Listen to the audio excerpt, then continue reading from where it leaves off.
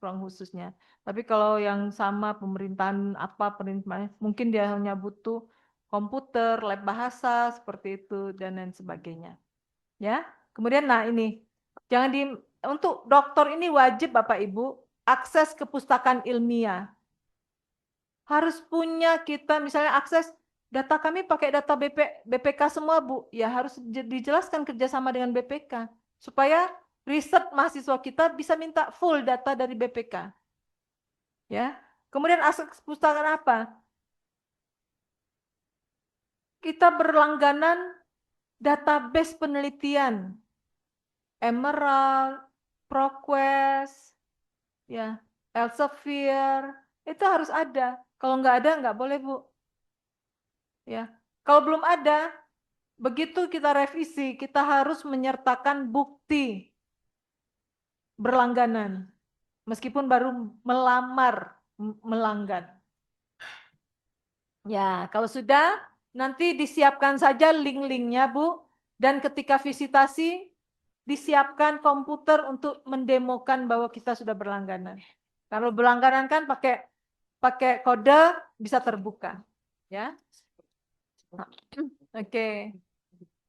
Untuk tenaga kependidikan terakhir, tenaga kependidikan ini minimal 3 Ibu Bapak, minimal 3. Ya, boleh D3. Ya. Minimal 3, tapi kalau mau 4 salah satunya S2. Ya, salah satunya S2 dan pustakawan wajib berasal dari prodi perpustakaan. Ya. Prof, kalau kita kasih 7 boleh, 20 boleh terserahlah. Ya. Boleh D3. Boleh D3, tapi dia betul-betul sarjana pustaka. Ya. Nggak ada. Boleh referensinya. Kalau memang sudah tidak ada, Bu. Tapi kalau pustakawan ini resource sharing, Bu, yang ada di universitas boleh klaim. Ya. Oke, itu dari saya. Terima kasih Bapak Ibu. Mudah-mudahan goal lolos dengan lancar ya. Tepuk tangan untuk Prof. Sari. Materinya luar biasa, menarik. Ya. Kita buka sesi diskusi atau lanjut ke Pak Nirwan dulu ini? Lanjut ya. Pak Nirwan? Lanjut ke Pak Nirwan dulu atau Pak Cahyo ada yang mau disampaikan atau ditahan dulu? Tahan dulu ya, biar Pak Nirwan dulu menyampaikan perubahan terbaru dikaitkan dengan standar nasional pendidikan tinggi ya Pak Nirwan 39 Permendikti Saintek 39 tahun 2025. Ya, dipersilahkan. Dan materi sudah di-share ke grup penjaminan mutu, juga grup SPMI, juga mungkin grup prodi masing-masing ya. Terima kasih. Silahkan Mbak Nirwan.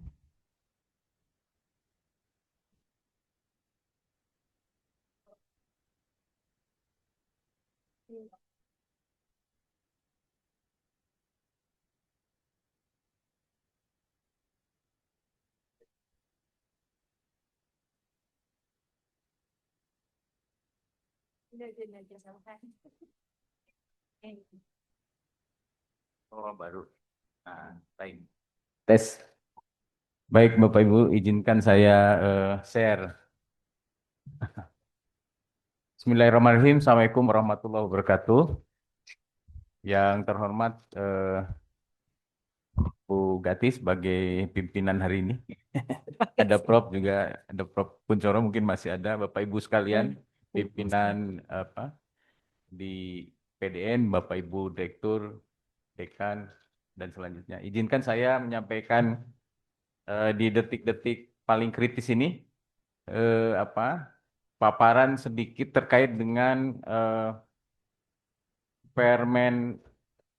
Sebenarnya yang paling penting itu kan Perban yang baru ya Bapak Ibu, Perban nomor 35 dan 36 karena ini baru keluar, baru diterbitkan tanggal 2, masih ada tanggal 2 bulan 12 ini ya. 2 Desember gitu ya.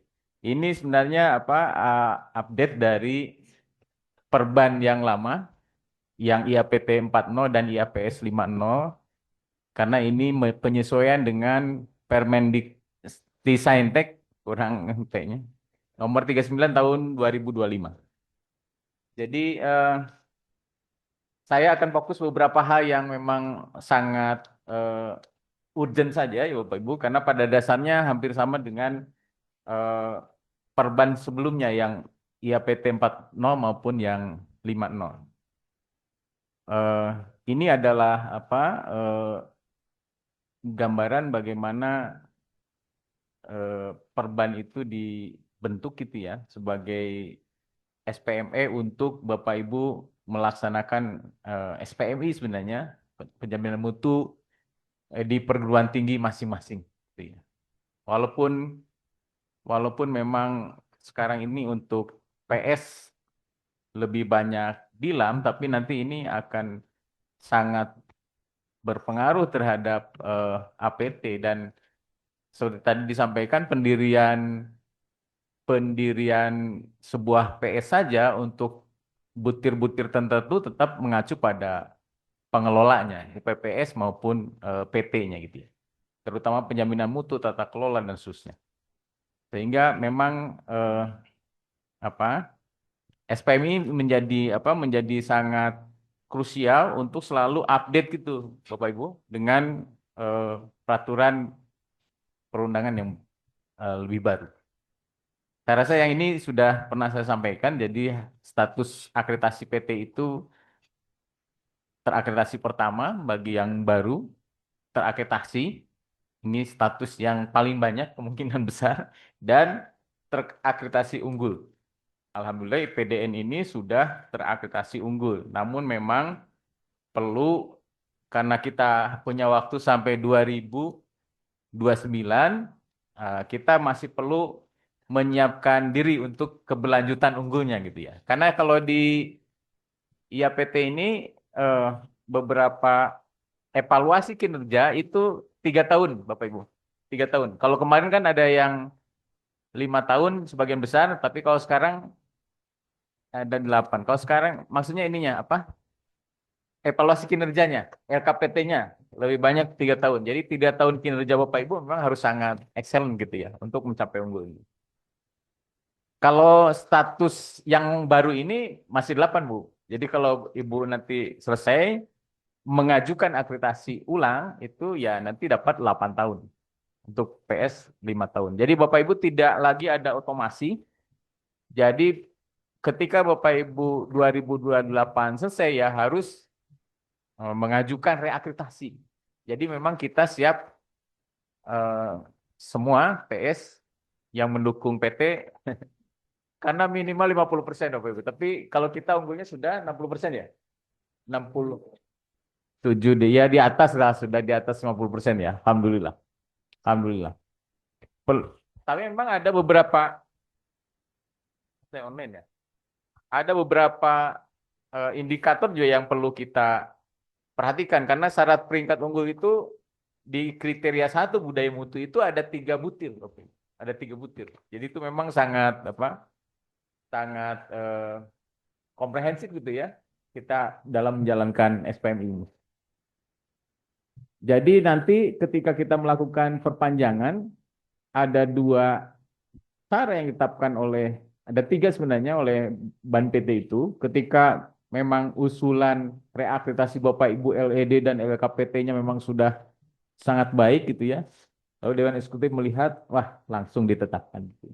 Tapi kalau tidak, asesornya banyak menulis yang tadi itu yang merah-merah Bu, tolong ini online saja. Atau kalau memang sangat diperlukan ya harus asesmen lapangan. Jadi 3 pilihan itu, 3 opsi. Ya mudah-mudahan karena kita jauh-jauh hari sudah menyiapkan diri, ya tidak harus online atau offline ya gitu ya. Begitu dilihat dokumennya, dilihat kinerja kita di Pendikti, lanjut. Gitu. Mudah-mudahan seperti itu. Nah, ini yang tadi, jadi ada cukup di asesmen kecukupan, tapi nanti kalau misalnya kurang gitu ya, dari penyajian kita terhadap dokumen dan seterusnya itu kurang meyakinkan, ya mungkin nanti dilakukan asesmen lapangan secara daring maupun luring. Itu. Kalau ini tidaklah kita.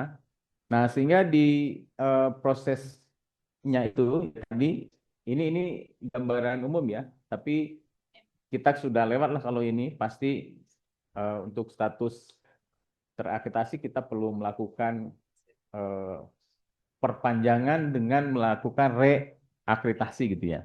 Itu yang paling penting. Berikutnya adalah ini bahwa apa yang dimaksud dengan apa standar itu. Jadi ada standar nasional pendidikan tinggi, ada standar dikti gitu ya. Kalau standar dikti standar yang ditetapkan oleh Bapak Ibu di perguruan tinggi. Ya mestinya diharapannya itu melampaui gitu ya, melampaui SN dikti.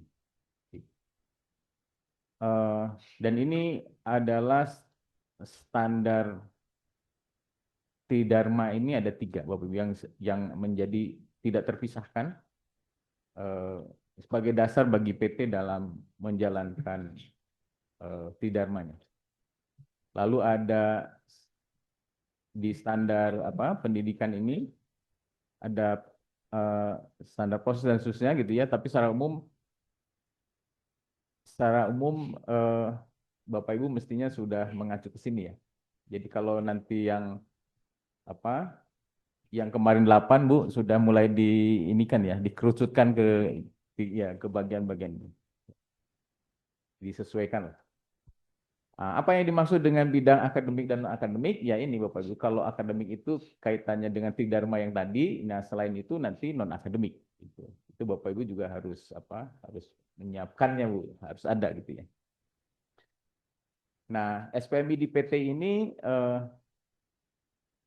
dalam mengembangkan SPMI-nya PT perlu menerapkan tata kelola perguruan tinggi yang asasnya ini akuntabilitas. Tadi bukan akuntabilitas itu kami sudah menjalankan, tapi contohnya mana gitu ya, mana gitu. Transparansi mana gitu ya. Seperti apa? Berarti SPMI harus mengatur gitu ya, mengatur seperti apa transparansi, seperti apa nirlaba, efektif dan seterusnya. Itu perlu diterjemahkan berdasarkan kebijakan pedoman peraturan yang ditetapkan oleh IPDN atau yang lebih tinggi dari kementerian. Nah, kita fokus di IAPT 41. Yang membedakannya adalah saya akan fokus di PTKL saja Bu ya. PTKL karena kita kebetulan PTKL. Ada agak berbeda sedikit. Terkait dengan beberapa kebijakan memang agak berbeda. Termasuk syarat peringkat unggul. Syarat peringkat unggul. Nah, kalau PT baru ini lalu penilaian status akreditasi pasti harus evaluasi tadi, memperhatikan efektivitas SPMI, artinya minimal dalam 3 tahun Bapak Ibu harus sudah menunjukkan efektivitasnya. Artinya angka-angkanya tuh terlihat Bu, meningkat lah gitu ya. Kalau kemarin dalam 3 tahun minimal. Lalu pasti harus mengukur kepenuhan SN Dikti. Contohnya misalnya yang agak ragu itu, contohnya misalnya kampus merupakan area yang bebas rokok gitu. Itu SN Dikti atau tidak gitu ya. Maka dalam buku satunya Ban PT, karena itu merupakan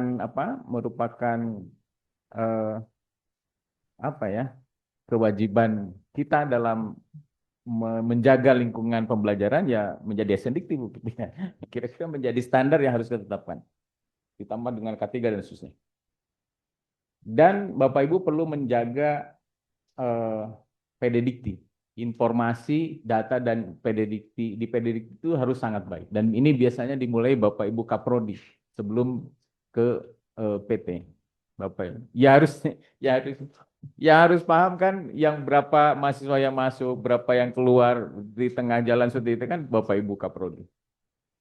Yang tentunya nanti akan mengumpul di PD Dikti di kadang juga Bapak Ibu ketika kita sudah diakreditasi oleh LAM gitu ya, kalau kita tidak perhatikan tidak sampai ke PD Dikti juga gitu ya. Jadi Bapak Ibu harus ngawal, oh saya sudah dapat sertifikat, cek di PDD kita sudah update atau belum. Kemarin kan